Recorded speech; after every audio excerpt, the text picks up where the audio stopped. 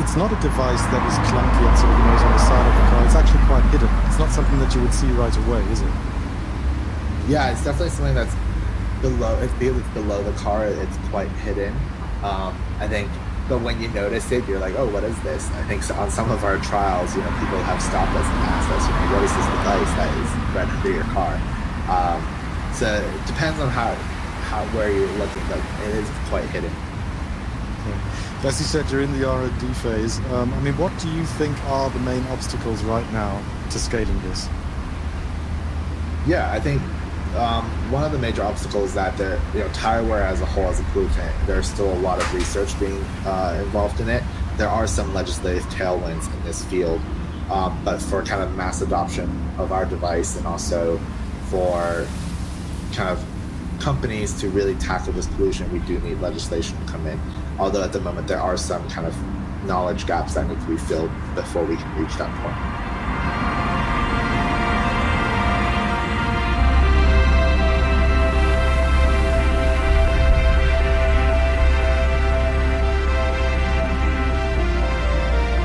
Many thanks to Hansen Cheng from the UK-based Tyre Collective there.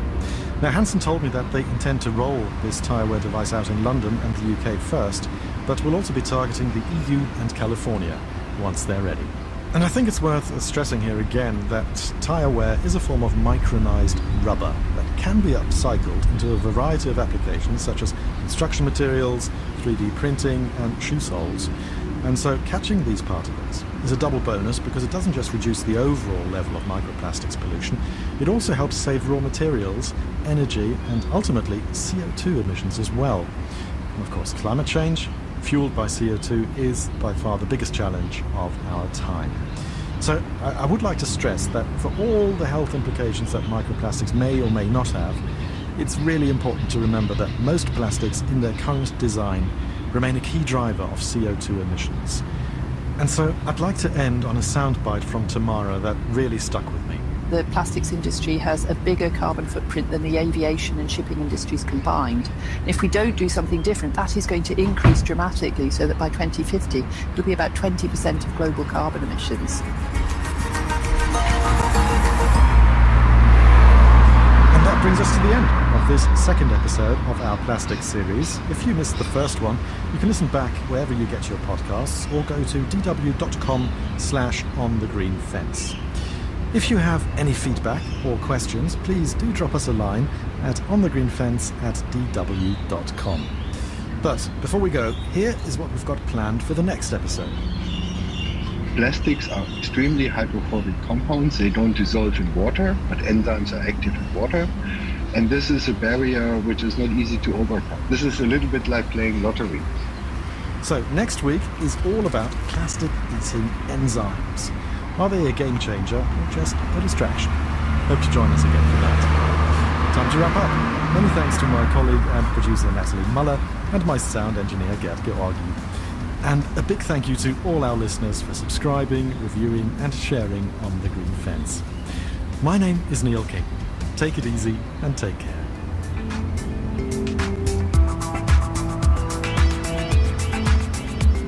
You've been listening to an episode of DW Environment's On the Green Fence podcast from the new mini-season on plastics. You can find the rest of the season and all their other episodes anywhere you get your podcasts. Same goes for Living Planet, of course. We'll be back next week with our regular show. Until then, I'm Sarah Steffen. Thanks for listening and bye for now.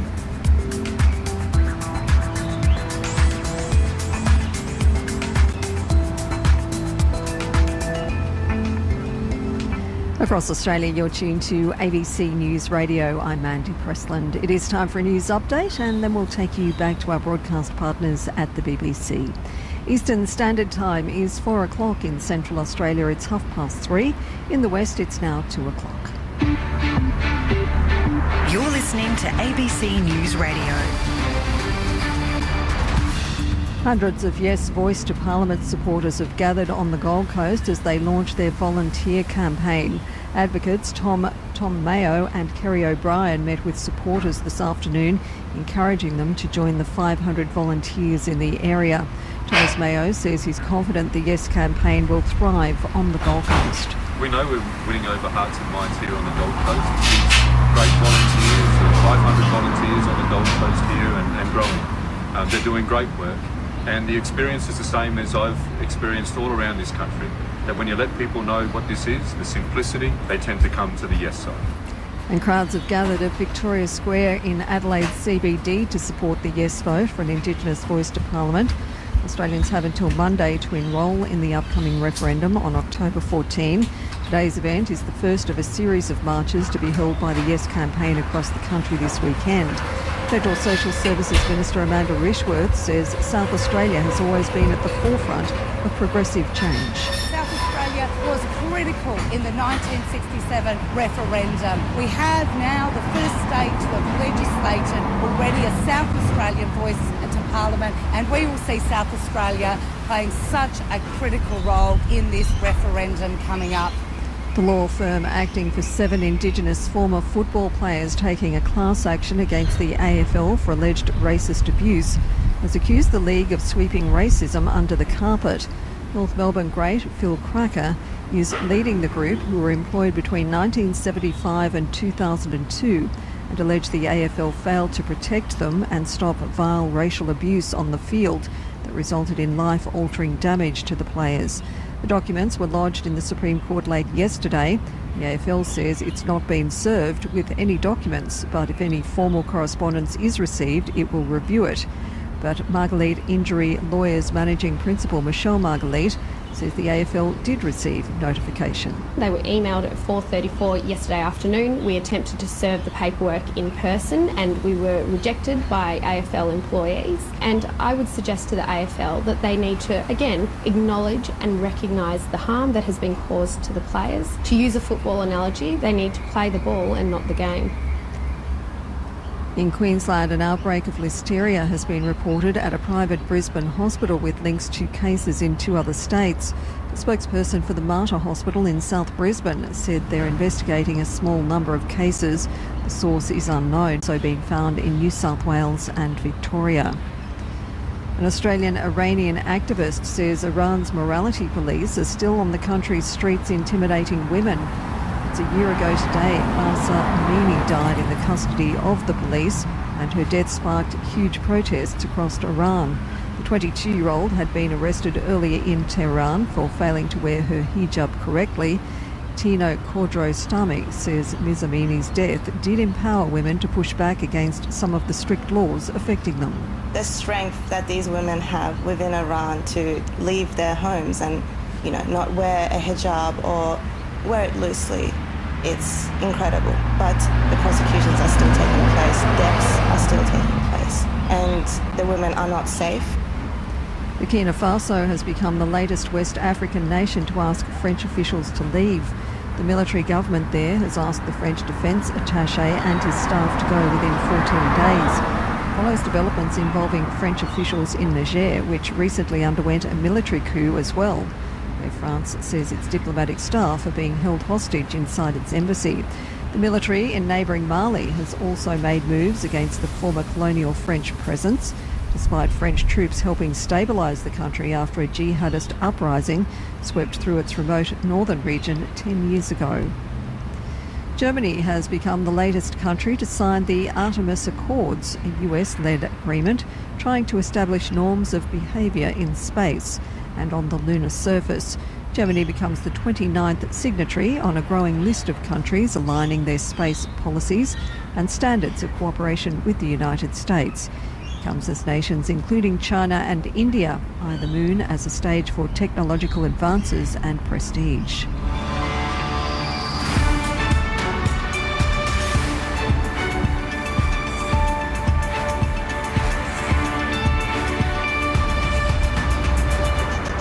Checking the weather now in our capitals and Brisbane, mostly sunny, 26 predicted, 22 degrees currently. Sydney clear and 32 forecast, it's now 29. Canberra clear and it's 23 degrees. Sunny in Melbourne where it's now 24. In Hobart, showers for you, it's 12 degrees. Sunny in Adelaide and you've reached your predicted maximum of 24 degrees. Possible light shower for Perth where it's now 20. And in Darwin, sunny, it's 32 degrees. Have another news update for you in around 25 minutes after we return to the BBC.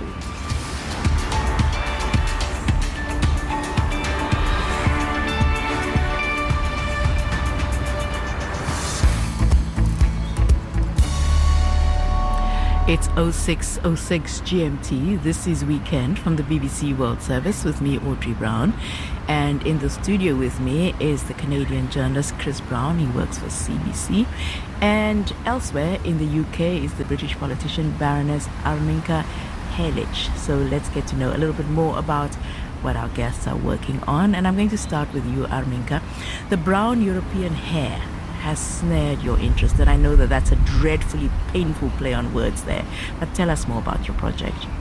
It really is a very, very interesting way of using words. Well, I have, as we discussed previously, I have spent quite a lot of my working life focusing on geopolitics and foreign policy and quite painful and heavy issues. And I have had a privilege of living in the countryside, during the English countryside during the lockdown, and spent quite a chunk of time. And I came across, believe it or not, as a Londoner, I came across nature, and I realized not only the impact that we have upon it, but what a beautiful creatures we are surrounded by. And one of those creatures is a brown European hare. And having done some research on it, I discovered that these wonderful creatures, their livelihood is still governed, if you want, by the laws that were introduced in the United Kingdom some 200, 300 years ago, and that their population is really, really small, around 600,000, and each year some 200,000 get killed. So I'm hoping that I will be able to introduce a private member's bill calling for a closed season on brown hair. It is a legislative bill that is introduced by a backbencher member of parliament like myself. It's not a part of government's planned legislation, but it enables me to force the government to look into this. And closed season would provide a season between, let's say, March and September, when one would not be allowed to shoot hare because that's their breeding season. And at the moment, if they get shot, killed, their little ones that are called leverets become orphaned. And in many situations, in over 50% situations, they do not survive if they lose their mother in the first 4 to 6 weeks. If you don't mind me asking, what's the importance of the brown European hare? It doesn't have to justify its existence at all, but I'm just wondering.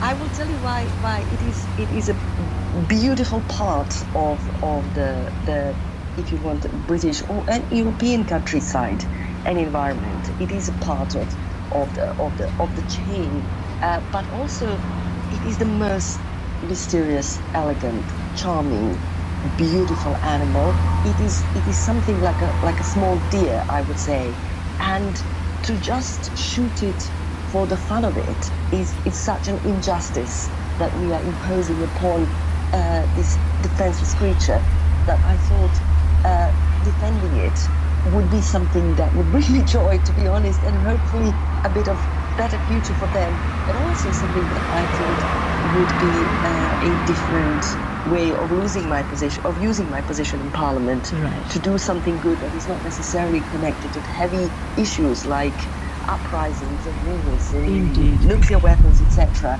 And I hope I can succeed. Chris Brown from the Canadian Broadcasting Corporation, foreign correspondent here in London. Tell us a bit about what you are up to now. You've just come back from Morocco. We just did. Our team from our bureau here in London got back on Thursday.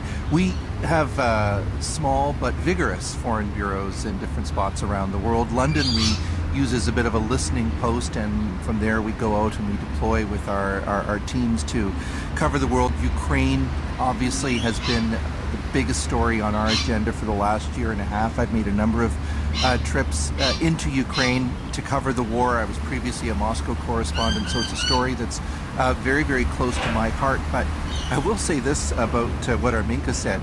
I get the British countryside thing because it can't all be super heavy. And one of the stories that I've loved since I've been living here is what I think the term that you use is rewilding, when you try to grow these creatures back. I'm doing it with my lawn. Well, the grass in my garden. We've done a number of stories on beavers, and it may seem quite stereotypical. I don't want to make fun, but you know, it's a great story about how beavers are being reintroduced to some parts of the UK, And it's a story that kind of resonates with Canadians because we've got millions of them. And, you know, they chew down telephone poles and they cause traffic accidents and they cause floods. And Canadians would rather have beavers from their brought here, maybe. Well, Britain has beavers. It's a question of how you kind of manage them. But I have to say it's one of the funnest, most memorable stories that we've done traveling around Scotland and different parts of England as this discussion about this great piece of wildlife and how it's going to fit into your well-manicured, you know, countryside and everything is so. The beaver messes it all up, and I have to say, they build dams. They sure do, and I must say that people in South Africa often wonder how much wildlife there really is in London. When I tell them about foxes, about squirrels, etc., etc., there's a lot of it. Thanks to you both. Let's go to Libya now, where thousands of people were killed when two dams burst in the wake of Storm Daniel on Sunday in the eastern city of Derna, washing whole neighborhoods into the Mediterranean.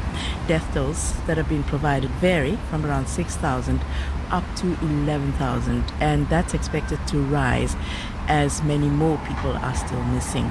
Survivors have described terrifying escapes and people being swept away in front of their very eyes. We were watching outside of our window and we noticed that the water level has risen and it has exceeded the stairs of the entrance of our building. So all we got right now is to go as high as possible. I was just trying to like keep an eye on my siblings at that moment. I wish I had at least 5 arms just to hug them all because they were freaking out, they were crying, and my sister was telling me, "Are we gonna die? Is this how we going to die?" And I was just telling them, "No, it's fine, it's okay." So our neighbor just to hug them all because he was telling us go to the 7th floor or even the roof of the building because water level is now at the 3rd floor. So it kept rising. In Derna, rescuers, ambulance crew, and forensic teams are working to identify the dead, but there was little sign of major international aid agencies, but there was aid from neighboring countries. Now, Libyans across the country have been coming together to deliver aid to their compatriots. Earlier, I spoke to Khalil Al-Jazwi, who's a doctor in Benghazi, and he's been helping coordinate relief being sent to Derna and other affected areas. So what's needed? Right now, the most things that are needed are different medications for chronic diseases. These are the ones that we're trying to contact different authorities to try to provide them to the families affected from these floods. We believe that there have been serious challenges in organizing relief efforts. Have any outside relief organizations arrived to help, and what are the challenges? There have been some help from neighboring countries, for example, Egypt, Tunisia. There also have been help from Algeria, lots of help from